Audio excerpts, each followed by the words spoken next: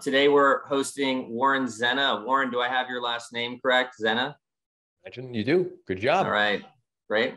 We got Warren Zenna, who is the founder of the CRO Collective. Warren has had an incredible career in business development, and I think we're going to learn a lot from him today around building a sales team, making key hires, including leadership hires like a CRO. I'm going to go ahead and introduce Warren lightly in just a minute, but so everyone knows the agenda for today, we're going to do about 30-40 minutes of conversation with Warren. I'm going to dive in with some questions, and we're going to learn a little bit about his background and some of the topics I mentioned around building a sales team. For those of you who want to participate, you can at any time. So chat in questions, raise your hand. We can unmute, and you guys can get involved here. Warren, just for your background, when I look in the waiting room here, I see we've got owners of IT services companies. We got folks who are in the agency world working in big pharma. We got folks who are in SaaS startups and financial services. So a whole range of people. We got a head of an SDR team as well on, and just a kind of a diverse group of people here. I think that the key kind of common factor across everyone is business development. I think everyone here is looking to grow their organizations and probably hoping to walk away with something from this conversation that can help them do so. I'm going to quickly introduce Warren. So Warren is, again, I said, founder of CRO Collective. I think 20, 30 years or so, Warren has been working with organizations from startups to large enterprises, many companies that we are all familiar with, that Warren has been involved with as both an advisor, consultant, and then I think in some cases leading their business development efforts. Warren, I just want to say thank you again for joining us, for being part of this conversation. If you wouldn't mind doing your self-justice and giving us a proper introduction, tell us a little bit about where you come from, what you're up to, and kind of anything you think we should know about you. Sure. Thank you. I appreciate it. Thanks everyone for coming. I know everyone's got stuff going on, so this is nice of you to be here. So I've started the CRO Collective about a little shy of 3 years ago. As you mentioned, Patrick, I don't want to talk too much about myself. It's not as interesting as what I'm up to. But I've had an interesting career in sales. I've been selling mostly marketing services my entire career, either agencies or boutique, firms that developed marketing services or solutions since like the 90s, which, is kind of ages me out a bit, but it's okay. And, I rose up, I was a sales leader, and then I was always running marketing groups because I was selling marketing. I got a gig at Publicis, so I oversaw one of their business units, and I grew that pretty big. And that got me a lot of insight into the way some of these bigger companies work and how all the different pieces fit together, particularly the technologies and all the different B2B companies that support agencies. And then I started my own agency, which is still around. It's Zenna Consulting Group. We do mostly organic marketing for clients. We have a pretty nice roster. And then I got a job at Havas, overseeing one of their North American business units. And that was an interesting experience because now I was a buyer, I had a budget, and I was being pitched to, 5 times a day from mostly B2B technology companies. And I started to observe a lot of things from my experience about how the B2B space is broken from a revenue operation standpoint. And the idea came to me that the chief revenue officer role is a critically important role, if not the most important role for B2B companies. And it's a really incredibly unsupported role. It's ridiculous. There's no CRO place. I just found that to be crazy. And there really isn't really a clear understanding of what a CRO is. Even in your introduction, and this is please share this the right way, is everyone thinks of a CRO as someone that runs sales, and it's just not the case. And I think that's part of what's broken. So I'm trying to fix that. I don't know if I can do it on my own, but I've gotten a lot of feedback over the last 3 years that I'm onto something. And ostensibly the idea that the CRO really oversees the entire revenue operation. And so I work with aspiring chief revenue officers. I help them sort of understand what the role is. And I have a course that helps them become certified, et cetera. I work with CROs who are in the job and wondering what the hell happened. How did I get here? I'm going to get fired in 3 months and I don't know what the hell is going on. And I need some idea of how to get myself more acclimated to the role. And then I work with CEOs who are looking to hire chief revenue officers, and I help them figure out what the right way to build what I call CRO ready organizations, so they can help build a company that's really ready for one. So that should be, enough to kind of get the kind of, calories going, and we can talk a little bit more about this stuff. But thanks for having me here. I appreciate it. Yeah, and I appreciate you elevating the definition there for me, because I need help understanding what a CRO does as well, and I think other folks do. And one thing that you said, which I'm also curious about because it's an emerging category and we can touch on it now or later, is this idea of revenue operations and what goes inside of that, because I can intuitively imagine a number of things that are a key piece of revenue operations, where as you get to a certain size, there's a clear ROI in refining some of those processes and having someone closely on them and managing and iterating and so forth. So I want to spend some time on that CRO role and on revenue operations as a whole. But maybe let's just kick it off with what a CRO does. So if it's not just sales, what else is a CRO doing in an organization? What else are they responsible for? Yeah, it's a great question. So if you were to just go walk around today, do let's say like a business or / social experiment, and you were to observe CROs in the wild, out there, 90% of them are running sales organizations. So to answer your question, literally, that's what they do today. Now, does that mean that's what they should be doing today? No, it doesn't, but that's what a lot of them do. And the reason is because if you look at the ecosystem right now, the CRO role is about 10 years old, I'd say, roughly. Maybe a little bit more, but it's roughly around 10 years old, which is young, right? You think about CROs. You think about CMOs or CFOs or CEOs. Those are like probably 100 years old, those roles, right? Those have been around for as long as there have been businesses. So the CRO, relatively speaking, is new. And I think, I don't know what happened. I don't have some sort of, data here to prove why it happened, but it did, where the CRO is usually brought in to oversee the sales organization. A lot of times as like a savior, right? Come in and, bring some heft and some commercial expertise and some experience and maybe a Rolodex and some operational expertise to come in and help, churn some business. And as a result, this is part of how the whole thing turned into like a bit of a flywheel, is that it attracts sales leaders. So 90% of the people looking for a chief revenue officer role are running sales organizations. So by virtue of that gravitational pull towards the role, the way it's currently executed, naturally, you've got salespeople that want the role. And so what ends up happening is you've got sales leaders who are really good at their jobs. They get a job as a CRO and they run a sales organization with a C-suite title. And the reason why I'm sort of on this mantra here is because the thing that most people understand on this call, and anyone in the B2B space understands without any hesitation, is the fact that you have a problem right now, which is siloization and revenue misalignment, which is, you've got marketing and sales and now this customer success organizations. They're broken up into like these three factions that many times are fighting with each other. They're not even really working together. You'll probably get a new inbound link to another article about this every day about, revenue misalignment and how sales and marketing alignment is broken. Everyone knows this is a problem, no different than everybody knows, like losing weight is a problem, right? I mean, how many weight loss things you get every day, right? And much like this, there's more information now about how to fix these problems. And I'll include weight loss because there is, but yet people still are fat, right? And people still make the same mistakes. And it's not because the data is not there. It's because it's the disciplines and the systems are not in place to execute them properly, right? People lose weight, not because the diet was good, it's because they were ready to. Similarly, organizations become more structured and more aligned when they're ready to, right? So if you look at a chief revenue officer, the chief revenue officer in the proper place in the organization should oversee the entire revenue operation, which consists of the sales, the marketing, and the customer success organizations, right? Those are the ways in which an organization needs to be structured. So if a CRO oversees all three of those, and I call those the three customer-facing parts of the company. So if I'm a CEO, the people that we sell to and our customers are mostly touched every day by those three people, right? The sales leader, the marketing leader, and the customer success leader. So if I know that my customers are being, literally engaged every day by those three functions need to be working together and be coordinated around how that customer experience is. And that's not the case. What ends up usually happening is a sales leader who comes into an organization is given a C-suite title. What that does is that only further exacerbates existing silos, right? Because now if I'm a CRO and I'm overseeing sales, that sales function, which is a component of the revenue function, becomes my domain.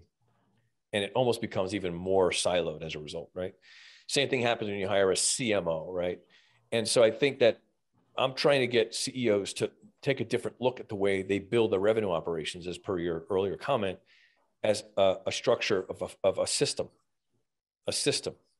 that's designed around how all three of these functions work together to serve customer needs. Because I don't know if this is right, but I'd say around 60 to 70% of new business comes from existing customers, right? So if you know that you're going to make your money from existing customers, then customer experience and customer outcomes should be the focus, and they tend not to be. So it's a bit of a long-winded answer, but the CRO, to answer you more succinctly, is someone who oversees the three most customer-facing parts of the organization and builds an aligned organization around driving revenue, which means how they're spoken to through marketing, how they're sold to through the sales channel, and then how they're served once they're customers. And there's a flywheel. Those three things have to work together. And that coordination results in a healthy company.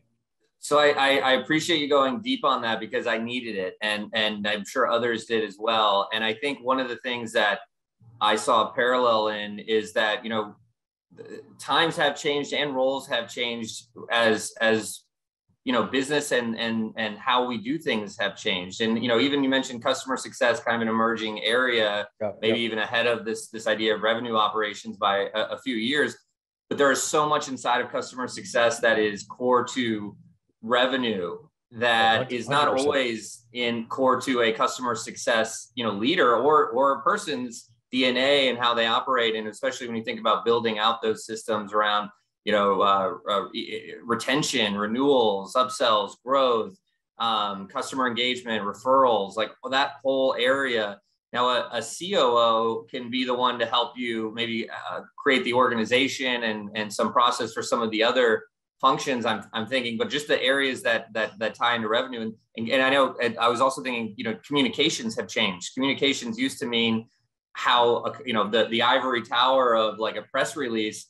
Now it's everything that a company is doing. Communications is the front line in many cases. And so I think how roles change is key. And then also that there are parts of these other functions that are so, that term revenue operations, they are so core to revenue operations that, you know, someone else is reaching their hand in to work on them constantly. And it's likely not always going to be the chief customer officer or the head of customer success that's on the hook for the overall growth of their customer base and those types of things. So it makes sense to me. I guess one other question. I do want to dive into some other topics, but where does that mean that now in the future that you predict, or in the way that things are going and the trends, that the CMO and the head of customer success, they go right up to the CRO, and then the CEO,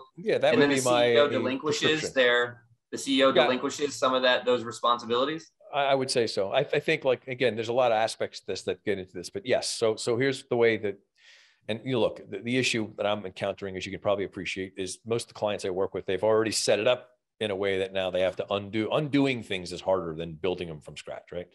So if I speak to a client right now and like, well, I have a CMO, am I going to have my CMO report into a CRO? Those two will be fighting in the mud for the next 3 months. I can't afford to do that. I can't do that. So, and I get that, you know, I'm not naive to the realities of what you're dealing with. So there are ways that contextually, if I'm a CEO and I have a CMO in place, and now all of a sudden I realize that, you know, maybe I see the light, you know, and I think that, you know, Warren's perspective makes sense. And I want the CRO to have a little bit more like strategic control over things. I'm going to have to create a different relationship between the CRO and the CMO than maybe I had envisioned. And I'm going to have to try and find two people that possess those roles that agree with that. And they want to collaborate in a way that they might not have before. And the way you do that, by the way, has to do with the way that they're incentivized and the way that they're measured, right? So what happens right now, and this is part of the symptom of the problem, is that the reason why there's silos like this is because the marketing organization, they have these things called, you know, MQLs, which, you know, is some, you know, wacky metric that was developed, you know, over the last, you know, 4 or 5 years. And many times, you know, they're not really part of a collaborative thing. Many times the MQLs, or the ways in which a marketing organization is measured, it doesn't necessarily sync up with actual, business that ends up closing or pipeline growth. A lot of times it's, you see this. I mean, the evidence of this is we all know it, right? The reason why we get all these ridiculous inbound emails and inbound LinkedIn requests from people that make no sense, that don't seem aligned with me or are impersonal, is because these are people that are chasing metrics for their survival and not really thinking about the customer outcomes, right? When you see evidence of this, when you see companies doing this sort of, blast outreach to people with, very like superficial top line messages to people, that's evidence that that company probably has a misalignment problem where someone is doing something because if I do these things, I'm going to get rewarded. I'm going to keep my job because those are the things that are being measured, right? We reward that which is being measured. So what I'm proposing is that in the way you're putting it, whether you have a CMO or whatever, you really have to think about how these three organizations function together, right? So they need to be actually aligned. So for example, when I do an assessment of a company, I'm asking questions like, when marketing puts together their outbound messaging strategy, is sales involved in developing that strategy?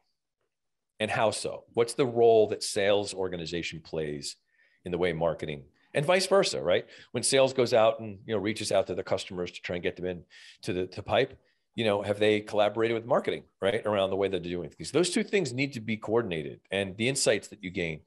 And the gold comes from the customer success organization. So if I'm running a customer success organization, I have customers, I know the experience they had, they purchased the product, they made a decision, they saw value, they're paying. What are we hearing from them? What are their perceptions of the way the process was?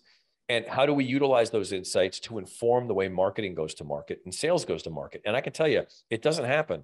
There's a lot of breakdowns. That information is sort of kept within those little functions. And the CRO's job is to sort of open up those communication channels and create a flow. So all three of those organizations are actually collaborating on these things so that when marketing is measured, the things they're measured against are things that matter to sales and vice versa, right? Then you now have like more effective outcomes. And I just think that, and I understand this, I'm not by any means making the claim that people are not smart, or they're not thinking this through. I think that growing a business is really hard. And when you start up an organization, you're trying to get a product to market, you're trying to find customers. It's not easy to keep focused on these sort of things. And I think that people make decisions too early, like they hire CROs too soon, when they don't really need one yet, right? And we can get into that. That's actually a big part of this, is when is the right time to get one, and what does it really mean when you bring one in? And how does the organization need to be set up for a CRO to succeed? And I see CROs, like there's a 10-person company and a guy's a CRO. I'm like, what are you doing? I bet you're selling. Yeah, I'm selling. Okay, you're not a CRO. Sorry, dude. You got a title and it's a good title, but you're selling. You're a salesperson with a nice title. And it's fine. You might get paid a little bit more. But let's be honest, like the job you have is, it's very title driven, and it may be good to put on a slide deck when you're trying to get investors that we have a chief revenue officer, but functionally speaking, it's not serving the purpose of the business. As a matter of fact, it's hurting the business, because what are you going to do with this guy when you have 50 people and he's running sales? Now you've created a problem that I'm talking about. And that's where this stuff comes from, right? So yes. I'm talking about being a lot more thoughtful about the way you think about the way a business evolves and the way that these functions need to be set up.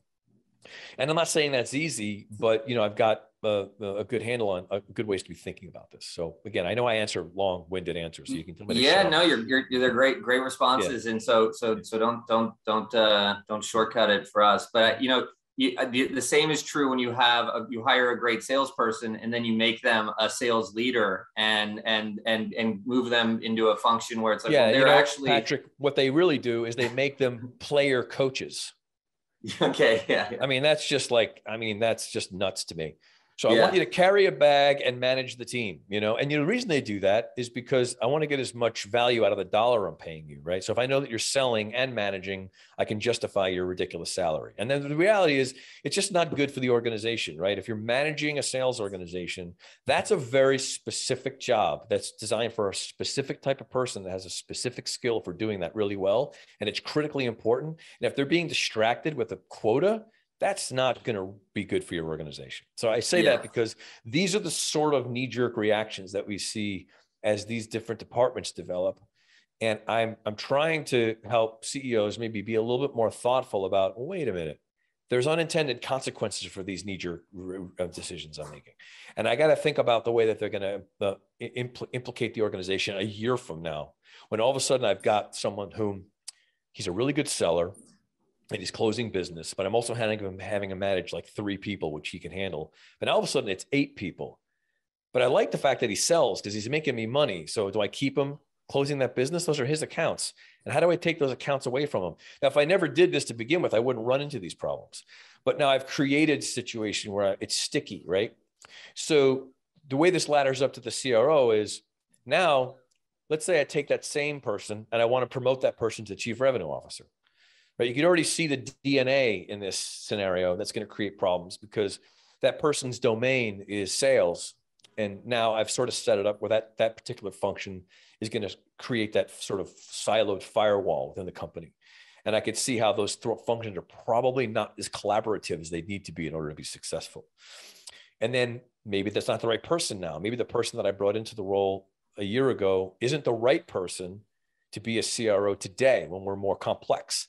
And that means I need to rethink the kind of person that I need, and the training that person needs, and the competencies that person needs to have.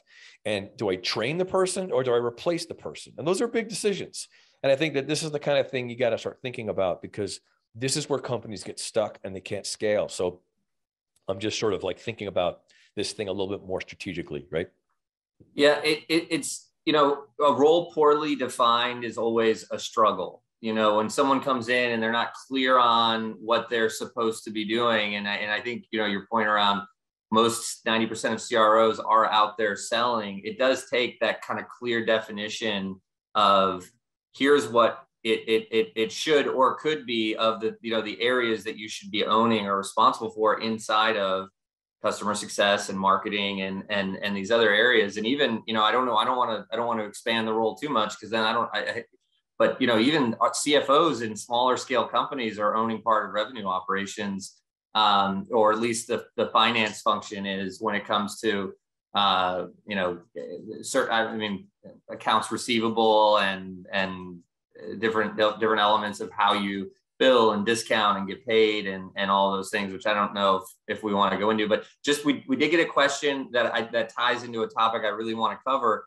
around when is the right time to hire a CRO. And so maybe we'll back into that question and talk about building a sales organization. And I think that this answer has changed dramatically in the last year or two.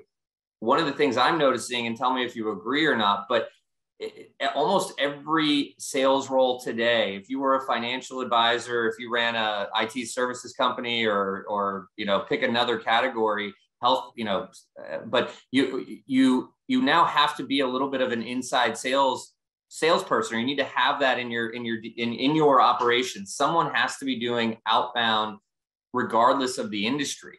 And I feel like that was something maybe a lot of categories or industries, company sizes didn't have, and they had to figure it out really quickly the last 2 years, where everyone was at home and having to pick up the phone and having to go out and having to source business from behind their desk.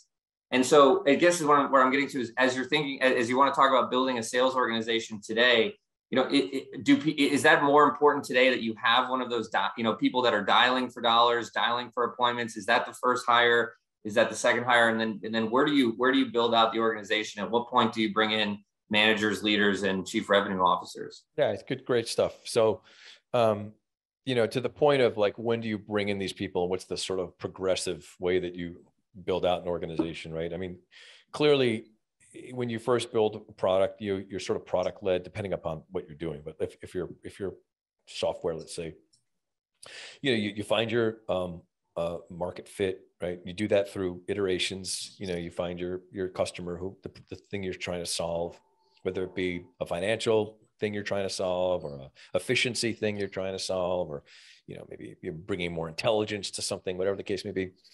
And so, you know, you want to try and get a couple of customers and get those customers to prove out that you're right, which that drives your product market fit. Now we know that we have the right product in the market. We know who we serve. We know that it works. And usually the first people to sell are probably people whom are going to be in the market, speaking to customers, you know, through their own Rolodexes and stuff. Now, when you start to build out more of a sophisticated sales organization, this is a philosophical thing, right? I think that the SDR role, right, what you're referring to, like this appointment maker role, I have a lot of respect for SDRs. You know, this is a really, really incredibly difficult job. And I think that people that are SDRs that are really good at it have a really unique skill set, and they probably end up going places. That being said, you know, I have a little bit of a pushback on the SDR thing. I mean, I sort of think it's sort of got kind of trendy, you know, in the last like 5 or 6 years. And a lot of people hire these big SDR layers, and, you know, there's a lot of support around them. You know, there's an industry around supporting SDRs. And I think what ends up happening, whenever I see an industry supporting a group of people, I know that there might be something going on here, right? So the reason I say this is because, you know, I don't want to sound like I'm some kind of like old, salty, old school sort of person, but, you know, what an SDR is intended to do, and that layer is intended to do, is intended to grow scale, right? This is the whole thing. It's this whole idea of getting as many people into a pipeline as possible, and then handing it over to somebody else that can take it and convert it into sale. And the issue that I have with this is that I think that in theory, it probably makes a lot of sense, and there's probably a place for it. But the problem I have with it is that it doesn't, in my view, take into consideration a customer and a customer experience. I mean, SDRs are sort of trained, you know, to be very aggressive, and understandably, right? They need to make cold calls. There's a lot of conversations right now about cold calling and calling people's cell phones and using text messages and all these things. And there's a lot of really amazing tactics. There's some really smart people I know that are really good at this sort of thing. But ultimately what they're doing is they're trying to avoid the fact that what they're really doing is they're annoying people, right? Like if you walk into a retail store today, particularly because we all buy off of Amazon mostly, you know? So when you actually go into a retail store, the experience of a salesperson walking up to you and harassing you feels a lot different because you're not accustomed to it. Usually I just go online, I find what I want, I click on it, and I get the purchase. There's no one walking over me saying, is there anything I can help you with today? Or, you know, is that everything going to fit you well today? Or some inane question that they train these people to ask you.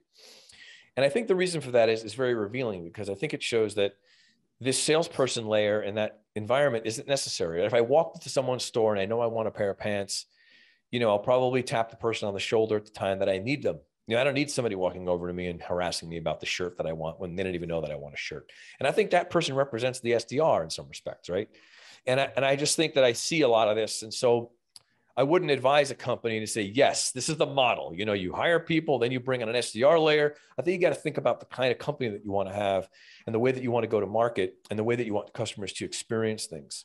So in that respect, I do think that, you know, there's a place for it. And I don't want to, you know, totally negate it, because there's a lot of SDRs that I really have a lot of respect for. And I think it's an amazingly difficult job, and I have incredible respect for people that are good at it. And I think the skill set is applicable to a lot of things. But I think it's grown a little bit out of control. I don't want to be talked to that way. And I don't think most people do. And I think we're actually seeing more of that now. And so when I say that, I say this, like, to answer your question more descriptively or prescriptively, when you're building out a sales organization, the thing that usually drives these decisions is the pursuit of revenue growth. And people say, well, you know, no shit. I mean, we're a business. I mean, that's what we're doing. We're trying to grow revenue. But, you know, that approach, that myopic approach towards trying to drive quarterly revenue, is very much counter to customer experiences. Customers don't care about your quarter. They don't care about this next quarter. They don't care about how much money you're going to make this year. They just want to know that what you have to offer me solves my problem or not. And I don't need you asking me questions or harassing me in ways that benefit your sales pipeline or benefit your Salesforce CRM software system. You know, I don't want to feel like I have to answer questions to you so that you can tell your manager that this was a good conversation. I want you to talk to me about things that matter to me. And I do think a lot of the things that we're setting up today don't really take that in consideration as much as I think. So when I look at a CRO, I think a CRO needs to think about these things. They need to think about, what type of company are we? Are we a fast growth company? Are we a company that we want to be acquired in 2 years? Well, you know what? You're probably going to have to do a lot of the stuff that I'm talking about if you want to get acquired in 2 years. Because that means you're going to have to hit a certain threshold of income that's going to drive that type of evaluation. And you're going to, unfortunately, probably piss off a lot of customers to get there, right? You'll find your customers. But if you want to be like, you know, a company that's around in 20 years, you don't have to do that stuff. You can think a lot more about just bringing on good customers and having good experiences. And I think if you're a CRO, you have to ask yourself this question: what type of company am I a CRO at? What do these guys want to do? Like when I interview for this job, I got to find out what the goals of this company are. And, they'll tell me things like, oh, we're purpose driven and we care about, the environment and all that nonsense. But the reality is, how much money do you want to make and how quickly? Because that's going to drive most of the decisions that they make and how they put people to market. And ask yourself if, what your role is in enabling that to happen. And so you shouldn't really be thinking about bringing on a chief revenue officer until you're probably around, I know this is not scientific, it's like 10 or 15 million in revenues. And I say that because that's about the point at which you probably have enough complexity in your organization where you've got a sales function with managers and layers, and you've got a marketing function with a budget and metrics, and you've got a customer success organization with some customers that you're servicing. And now already those silos are probably already starting to naturally form. So a CRO would probably be a good person to come in early to make sure that the systems are set up, that it doesn't get out of control by the time you get to 50 million in revenues. So again, that's not scientific, but I think that's probably wise. If you're interviewing for a CRO job and they're making $1 million a year, I'd say, what are you looking for a CRO for? Like, what are you talking about? So these are things I think you have to be thinking about. And I think CEOs need to be a little bit more thoughtful about this stuff. So anyway, again. Yeah. And I'm hesitant to dive further into that topic because there's others I want to go into, but I also just one last connecting thought is that I think that that SDR function, again, total huge respect for those folks and anyone in that role. But I think that skill set is one that is such a high value skill set. Your point around customer experience is very well taken, but I feel like that's a skill set that needs to be or is becoming developed inside of many other categories and roles now. I do. I think you're right. I do. It's like it's an actual skill set where it's not, used to be like, we got our SDRs, but now it's like, you know what? You're an SDR too, right? If you're a financial advisor, if you're a small business owner, if you're you've got to do some of your own sales development, and that is a skill set. It's a process. It's a thickness of skin, no doubt, and the thing. So I want to dive into this idea of revops. So even Nerdwise, I can use myself as an example because I can see my own bottlenecks and my own issues. As we've been growing, and so when somebody's bringing on a revops manager or head of revops, where do they play in the sales organization? Do they spread out among functions as well? Are they purely around the things that touch revenue related to sales? And because I see that area growing where it's even in our small company, we now have, we've got a customer success people managing the renewal process and things, which is great, except it's like such an add-on to what they do. And that it's, but nobody's there's some oversight there's some other folks with oversight on it, but it's definitely not a sales function in our organization, at least at this scale. But I see that as being part of RevOps. I see RevOps being sort of around like size of pipeline and what's coming on deck. But can you talk a little bit about the RevOps role? What size organization should be looking at that role, and what does that role really look like? Yeah, it's a great question. So I'm curious, is it possible for me to share my screen? Yeah, I think so. I'm going to show you something. Get you some extra privileges here. Ashley, can you assign co-host? Yeah, there you go. Looks like I got it.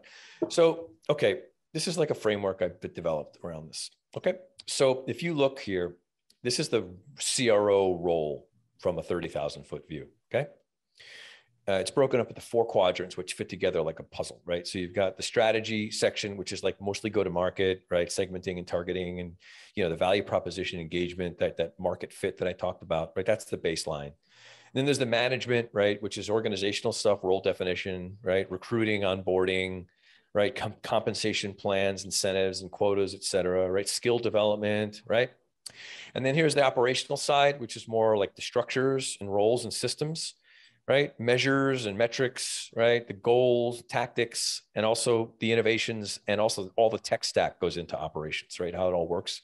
And the culture is like leadership stuff, like mission and values and the alignment that I talked about, like customer-centric perspective, right? Achievement and retention, et cetera. And if you look in the center, right? You've got the sales, the marketing, and the customer success organizations. And then you got this RevOps thing around. This is where I wanted to go with why I was going to bring this up. So RevOps is the in my view, the RevOps person, the RevOps leader is the CRO's chief of staff. Okay. And I say that because the revenue operation person is very much the person who kind of is the truth teller, right? They're the ones who use metrics and data to make sure that the organization makes decisions grounded in fact and data, right? And that all the organizations are, when they talk to each other, there's some supposition in theory, but the RevOps leader is able to look into all the systems and say, okay, well, let's make sure this is true. Like, what are our close rates and what's our pipeline growth, and what's our churn rate and what's our profitability margin and what products are moving, et cetera.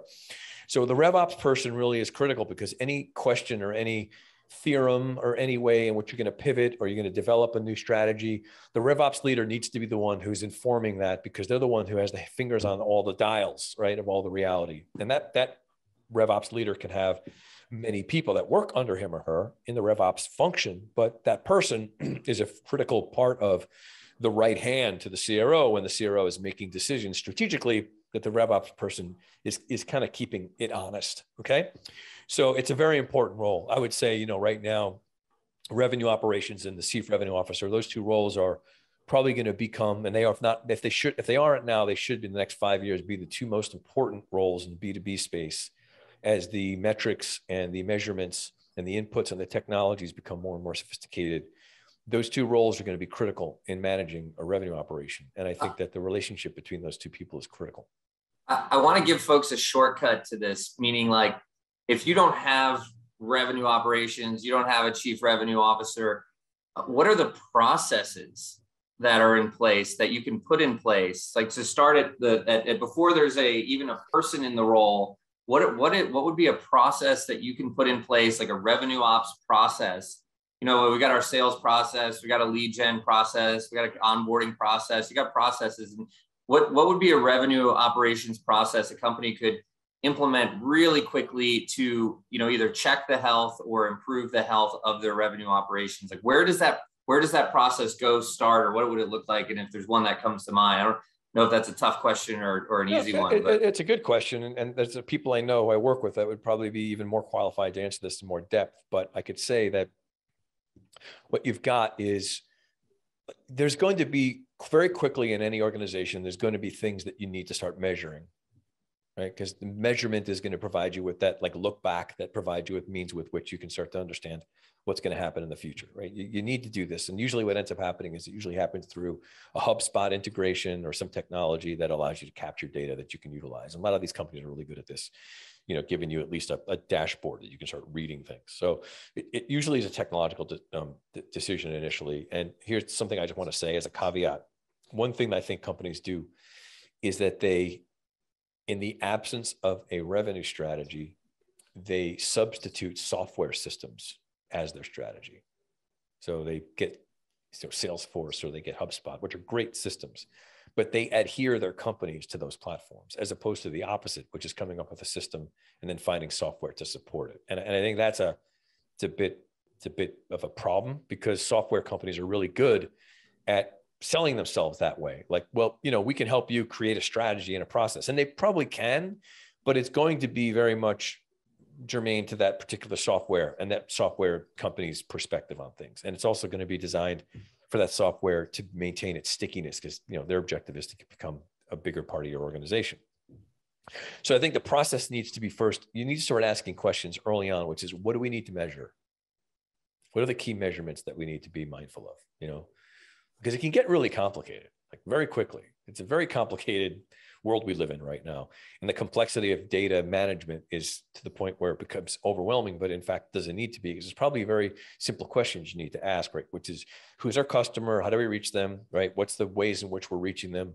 What are the ways that we're seeing that customers, respond the fastest? What are the ways that we're seeing which customers respond, the most consistently? Right?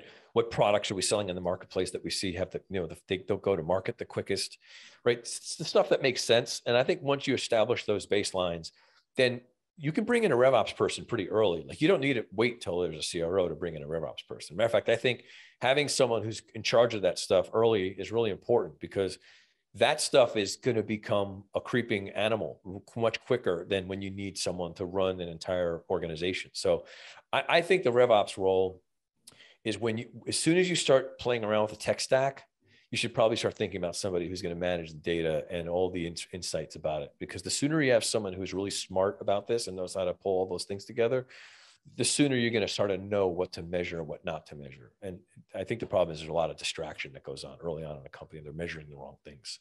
Yeah, too many things.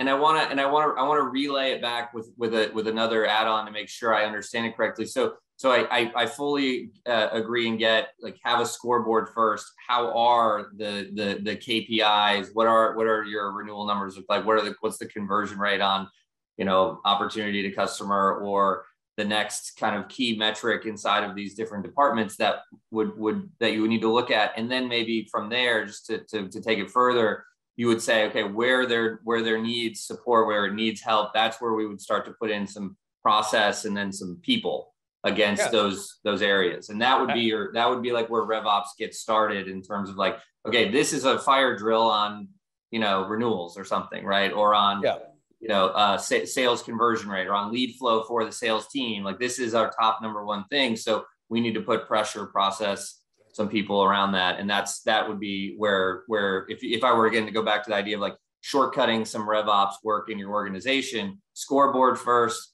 find the areas where you need help, and then work on that, then go to work, right? Get the process. Yes, that's correct. I think that a RevOps person is sort of like a bit of an architect for measurement, right? It's someone who kind of comes in and understands how data is going to be managed and can provide insights. A good one, anyway, will know, like, what to focus on and what not to focus on. Don't get distracted by these, right? Focus on these.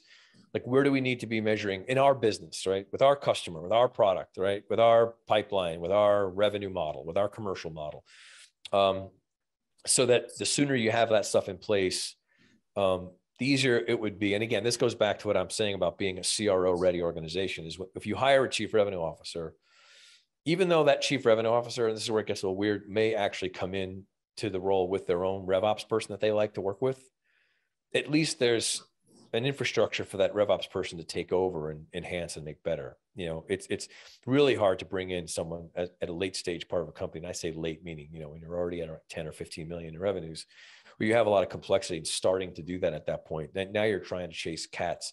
There needs to be a really good understanding of the data points early on. And I think this is, how that go to market is developed. So I think RevOps it's a foundational part of a company. And I say that today because so much of what we do today is so much grounded in technology and data more than ever before, that there's just so much of it. You're not going to get away from it, that the sooner you have somebody in the organization who knows how to wrangle that stuff and build those systems at the beginning, the better off you're going to be. Because everyone on this call knows that if the technology that you develop, and it's going to iterate, right? You're always going to mature it. But if you do stuff wrong technologically in your stack in the beginning, it's so hard to get out of it. It's really, really, it can be really crippling for an organization. So I think the sooner you have somebody in there who's doing this stuff in a really smart, strategic way, it will be helpful. Better. We've got, and thank you for that. We have a couple questions on deck. I want to invite everybody, if you've got a question, a thought, something that you want to make sure we touch on in the next 10, 15 minutes, please jump in. Warren, there's two questions. They're pretty distinct. So we'll see if we can do kind of like rapid fire on these. But one is the interface, or the role between revenue and product organizations. I'm sure that's, when you've got product-led growth, when that's your source of lead flow and other things, I'm sure that's like hand in hand. Critical. But what does that look like? And what are those two roles? What are the pitfalls and opportunities of kind of those two organizations working together? And then the second question we have is around role of chief of staff and how they support the CEO and how that plays into the CRO. Yeah, I saw that. I saw that question from Heather, and I want to address what I meant there. It's a good question. I meant to say sort of like almost like a contextual thing, not like an actual title. I say it like, if I'm a CRO, right? If you think of what a chief of staff does for somebody, right? Like in this traditional chief of staff type role, a RevOps leader should kind of be thought of as like a chief of staff for a chief revenue officer, right? Whereas, yes, to your question, sure. I mean, I think when you get to be a pretty big company, I can see a CEO having a chief of staff. Those aren't related. I think it's a different thing. But I'm thinking about it to be more specific. If I'm a chief revenue officer and I'm running a complex revenue operation, I'm going to need sort of a chief of staff, right? But a chief of staff for a revenue operation should be my RevOps person, because that's the person who probably has the best handle on what's really going on, right? Like I'd probably go to my RevOps leader and say, so we're seeing that, a trend across this segment where there's a certain feature within our product that's getting a lot of attraction. And it's actually, we're seeing that people are buying based on this feature, and the feature seems to be immature, and we'd like to build that feature out more, maybe create a segment for it. The RevOps leader would be someone who'd help you determine the right way to do that. Like, what's the data that we'd use to derive the strategy for that? Are we right?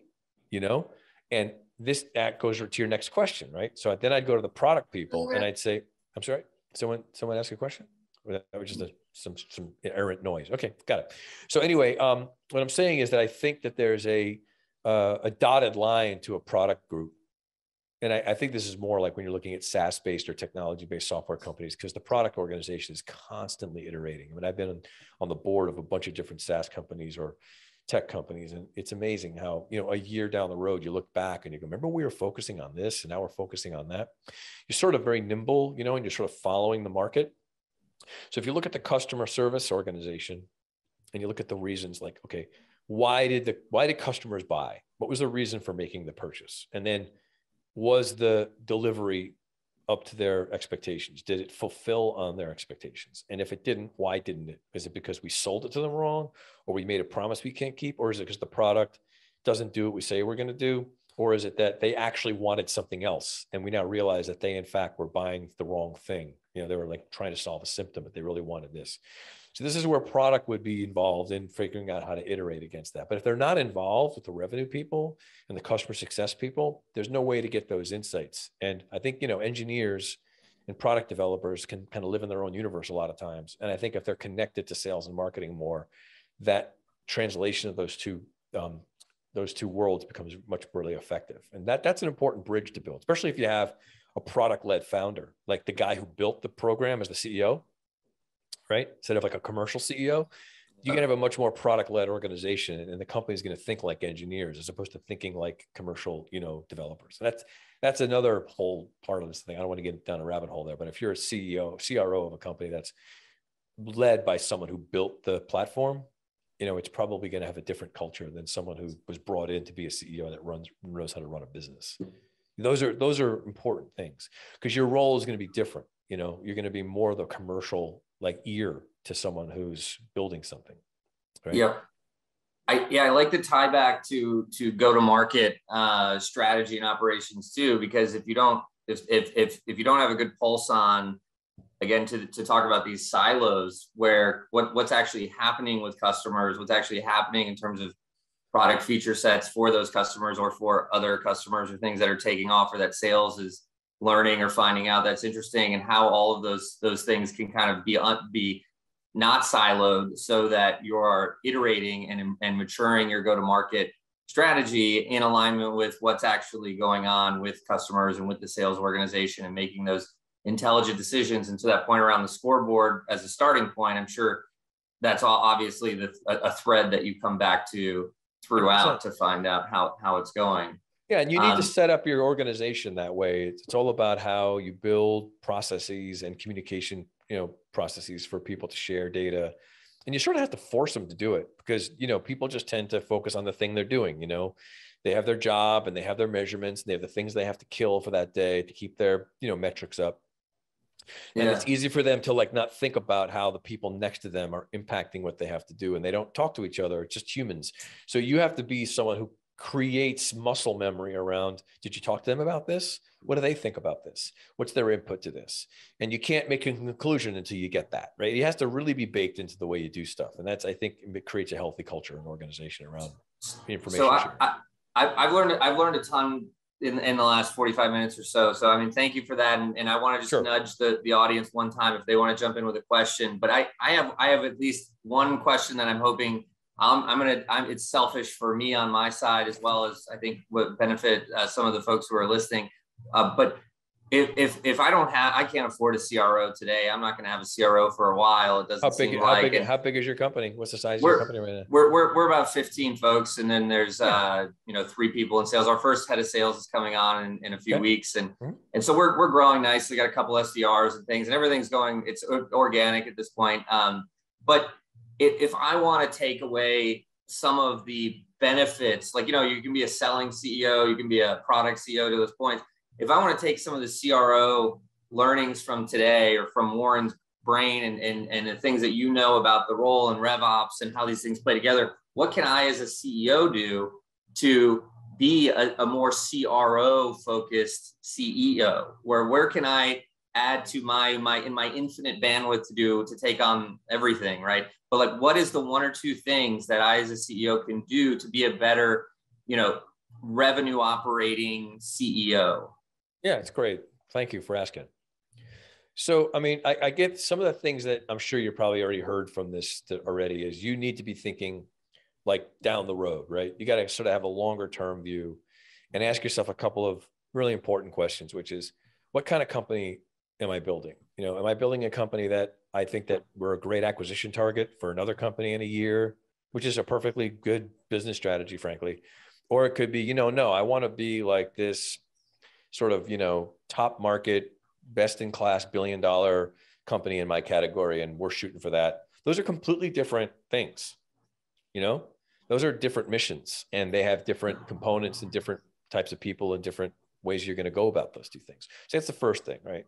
Because if you don't know that, if you're not clear about that, you may end up building an organization that is modeled on one model, but it's different than the one that you actually want. And then, you can't have a company built the way that's structured for something else and not the one you are. So it's sort of being honest with yourself, I guess. And it's not a small thing, right? It's really coming to terms with the kind of company you want to make. Let's just say, for the sake of this conversation, that you make the determination, no, man, I want to be around for 10, 15 years. We're going to be a really big company.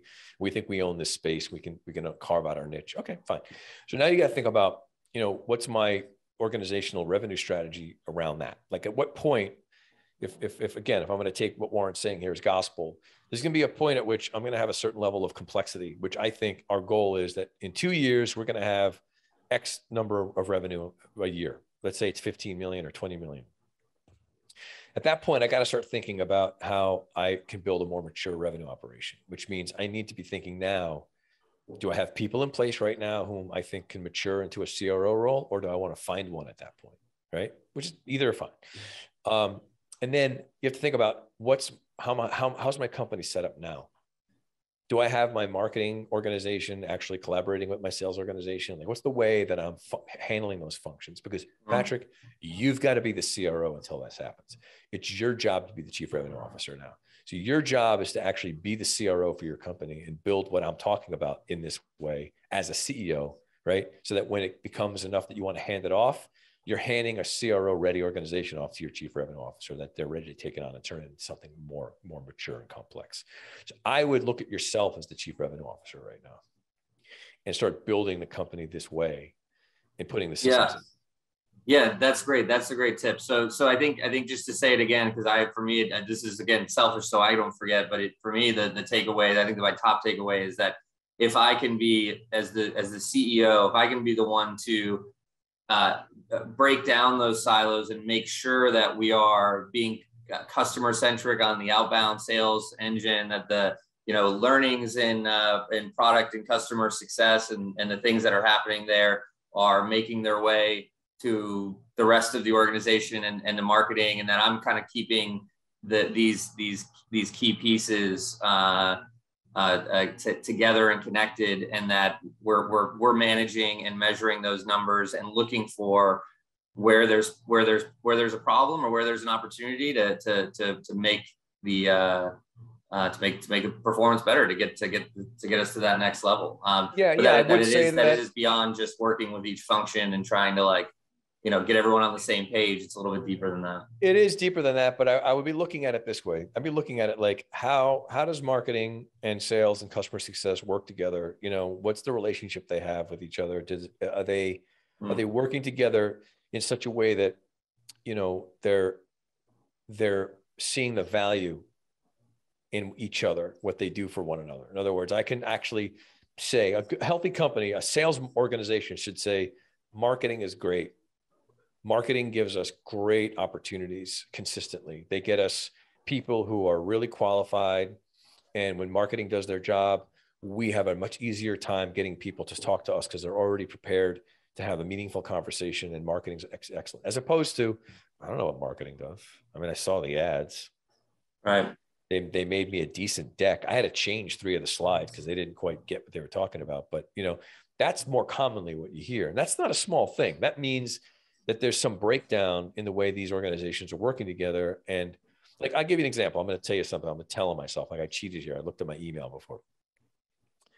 I got an email just now from this guy who I spoke to this person 3 weeks ago about doing something with them, and I couldn't do it. So I canceled, and they thanked me. And this person just wrote me back, and it's like, he sent me the same exact email that he sent me when he first reached out to me. It's like, hi, my name is Bob, and I do this. Like, he didn't even remember that we had this conversation, right? So it didn't even come in cadence with our, like, he should have wrote me back and said, hey, Warren, you ready to do this again? So this, to me, I look at it this way, my brain works, right? There's something wrong with this company because that shouldn't have happened. So if I'm a CRO, I'm asking, what kind of ways are we reaching out to people that are in our funnel? And, you know, that was a marketing. Is it a marketing or is it a sales? Or I don't know where that's happening, but there's some place where there's some communication that's not happening, that's having people be treated in ways that I'm never going to talk to that guy again. Yeah. And I'm not like some pain in the ass. I'm just saying, like, it shouldn't happen. There's no need for this today. Yes. So I'm looking at organizations like that because the evidence of this stuff impacts the people that you're trying to influence most, which is customers, right? So if you, as the CEO of your company, need to be looking at really granularly at the way in which you go to market with people at different funnels and stages, and how the different handoffs are between the people in those functions, that you can see whether they're talking to each other or not. You can tell. And then you're able to go, okay, all right, cool. That's something I got to work on here. Obviously, there's a symptom I got to fix. If you do that, you'll probably find you solve 70% of the problems. And then the rest of it's like managing data and other things. And I think we overcomplicate stuff. The things I'm talking about, I wouldn't say they're simple, but we like to look at shiny stuff, like the software we use, as opposed to like, just how do we talk to people? Do we do a good job? And, you know, why don't we, you know? And I think that's, you serve your business really well by thinking that way, you know, and being a CRO who looks at functionally systems and how they work together. So that's sort of what I would say in your position right now. Well, Warren, I got to thank you again for this time. My awareness and understanding of the CRO function has expanded like tenfold in the last 60 minutes. I really appreciate you coming here, joining us. We're going to get this recording out. We'll do a quick summary on the blog. For folks that want to get in touch with you and learn more about the CRO Collective, where do they go? Yeah, so it's thecrocollective.com or warren@thecrocollective.com. And I love talking to people. As you can tell, I don't shut up. So I'm happy to have people reach out to me, and I appreciate this. I enjoy talking about this, and your questions were excellent. And I hope you are able to do this stuff now. It'd be good for your business to go do this stuff. It's helpful. This is very, very helpful. It taught me a tremendous amount about an area that I didn't know what I didn't know. So there you go. Great. Well, thank you, Warren. Thanks everyone for joining. Have a good day. Thanks, everyone.